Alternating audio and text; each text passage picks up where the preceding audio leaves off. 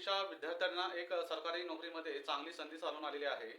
संरक्षण सेवा या खात्यामध्ये एम-टी-एस या पदाची भरती निघालेली आहे आणि या पदासाठी जे 10वी पास आहेत ते उमेदवार अप्लाय करू शकतात किंवा ते अर्ज करू शकतात. तर जाणून घेऊया संरक्षण सेवा एम-टी-एसमध्ये जे मल्टीटास्किंग स्टाफ म्हणजे एम-टी-एस म्हणजे मल्टीटास्किंग स्टाफ असं या पदाचं नाव आहे.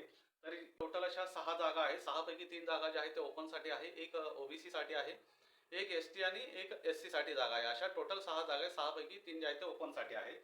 तर आता याची वयोमर्यादा आपण जाणून घेऊया. जी वयोमर्यादेसाठी 30 मार्च 2024 रोजी ओपन कॅटेगरीसाठी उमेदवाराचे वय 18 ते 25 या दरम्यान असावे. त्यानंतर ओबीसीसाठी 3 वर्ष आणि जे एस-सी आणि एस-टी उमेदवारांच्यासाठी 5 वर्ष वयाची सवलत दिलेली आहे. म्हणजे 30 मार्च 2024 पर्यंत ओबीसीसाठी 18 ते 28 वयोमर्यादा दिलेली आहे. त्याची 18 ते 28 या दरम्यान त्याचं वय पूर्ण असावं.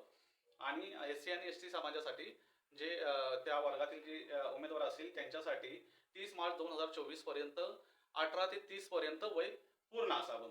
आता पगार कसा असणार आहे? पगार म्हणजे वेतन श्रेणी जो उमेदवारांना जो 18,000 ते 56,900 या दरम्यान दिला जाईल. तर हा जो पगार जो आहे तो 18,000 ते 56,900 या दरम्यान म्हणजे तुमच्या पात्रतेनुसार हा तुम्हाला पगार दिला जाईल.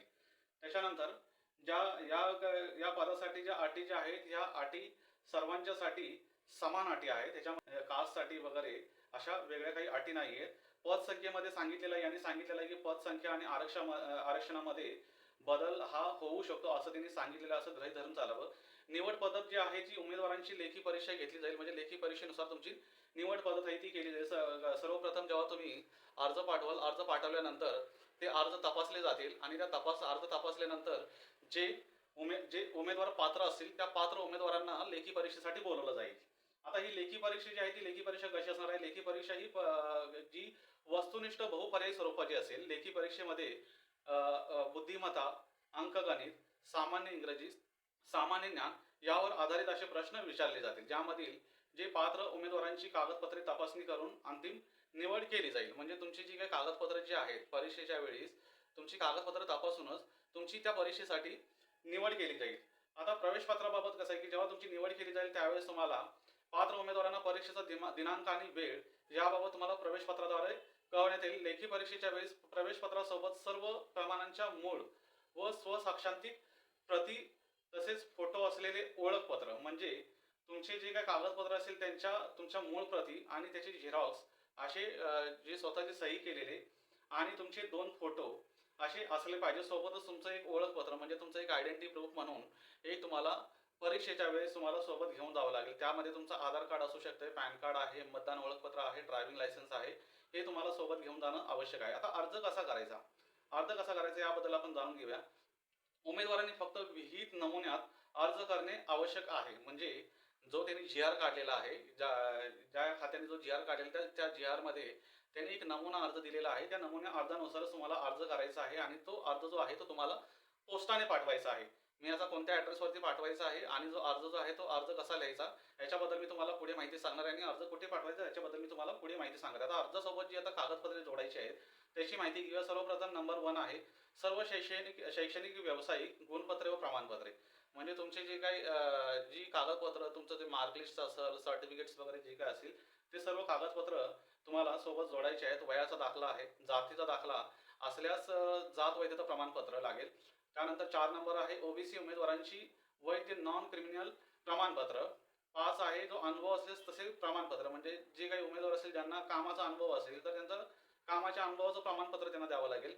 सेवा योजन कार्यालयाकडे नोंदणी असल्यास तसे प्रमाणपत्र. त्याच्यानंतर 7 नंबर आहे आधार कार्ड. 8 नंबर आहे माजी सैनिक असल्यास डिस्चार्ज प्रमाणपत्र. म्हणजे जे माजी सैनिक जे असतील, जे मिलिटरी आर्मीमध्ये वगैरे ज्यांनी अगोदर सेवा दिल्या असेल आणि ते आता रिटायर झाले असतील तर त्यांचं जे डिस्चार्ज प्रमाणपत्र आहे त्यांना द्यावं लागेल.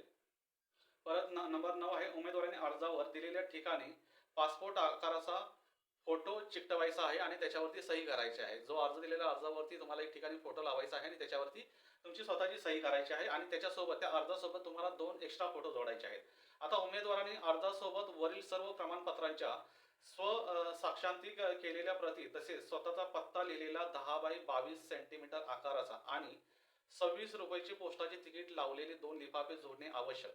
ज्या लिफाफ्यातून अर्ज पाठवणार त्या लिफाफ्यावर application for the post of multitasking staff office and training असे लिहिणे आवश्यक आहे.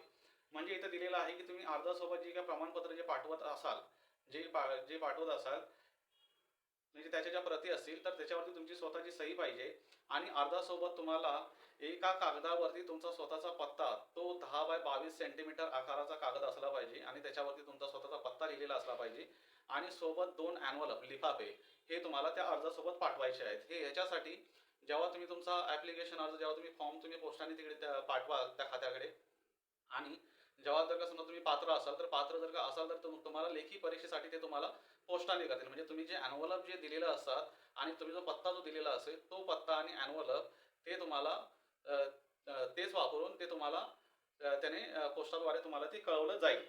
आता त्याच्यानंतर तुम्ही जो अर्ज जो लिहाल त्या लिफाफ्यावर अर्ज जेव्हा तुम्ही पाठवाल त्या अर्जावरती वरती ॲड्रेस आणि ॲड्रेसच्या अगोदर वरती तुम्हाला एक स्पष्ट असं लिहायचं application for the post of multitasking staff office and training असे लिहिणे आवश्यक आहे.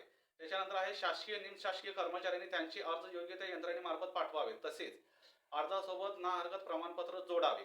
म्हणजे जे शासकीय निमशासकीय जे कर्मचारी जे असतील अगोदर म्हणजे इतर कुठेही करत असेल आणि ते जर का समजा इथं जर का ते अर्ज करत असतील तर त्या खात्याचं ना हरकत प्रमाणपत्र आणि त्यांनी जे शासकीय जी काय त्यांची जी यंत्रणा जी आहे जे ज्या पद्धतीने जे पाठवतात किंवा त्यांचा जो पत्रव्यवहार जो केला असेल त्याने ते पाठवू शकतात. उमेदवारांनी वरील प्रमाणपत्रांच्या मूळ व स्वसाक्षांकित पत्रिका निवडीच्या वेळी सादर करणे आवश्यक आहे. म्हणजे जेव्हा तुमची ज्यावेळेस निवड केली जाईल तर निवडीच्या वेळेस तुम्हाला हे ओरिजिनल डॉक्युमेंट कागदपत्र जे आहे ते तुम्हाला तिथं दाखवले जातील.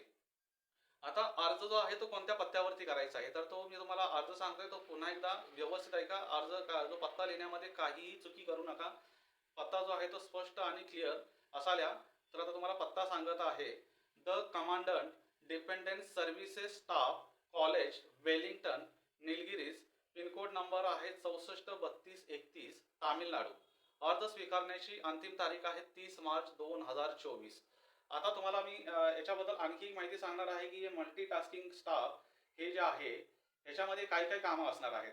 साफसफाईचं काम आलं, लोडिंग अनलोडिंगचं काम आलं आणि जे काही समजा बागकाम वगैरे असते ते काम आलं आणि रात्रीचं तुम्हाला सिक्युरिटीचं काम करावं लागेल. म्हणजे रात्रीचा जो पहारा वगैरे जो असतो तो एक प्रकारचे वॉचमनचं काम, ही अशा प्रकारची ही तुम्हाला कामं असतात किंवा ह्या कोणत्याही कामासाठी तुमची निवड केली जाऊ शकते. म्हणूनच ह्याला मल्टीटास्किंग टास्क असं म्हटलेलं आहे. तर तुम्ही अर्ज करू शकता आणि तुम्ही जर का हा व्हिडिओ जर का पहिल्यांदा बघत असाल तर लाईक करा, कमेंट करा आणि ही माहिती आपल्या मित्रांच्यापर्यंत पोहोचवा. म्हणजे जे कोणी इच्छुक असेल, गरजू असेल त्यांच्यापर्यंत ही माहिती पोहोचेल आणि त्याच्यामुळे त्याचंही काहीतरी भलं होऊ शकतं. ह्या उद्देशानं तुम्ही ही माहिती त्यांना फॉरवर्ड करू शकता. आणि आमचं जे यूट्यूब चॅनल आहे, यूट्यूब चॅनलवरती जर का पाहत असाल तर तुम्ही सबस्क्राईब करा. फेसबुकवरती पाहत असाल तर लाईक आणि फॉलो करा. आणि अशाच नवनवीन माहितीसाठी नवनवीन व्हिडिओसहित आपण भेटूया पुढील व्हिडिओमध्ये. भेटू पुन्हा. Bye bye. जय महाराष्ट्र.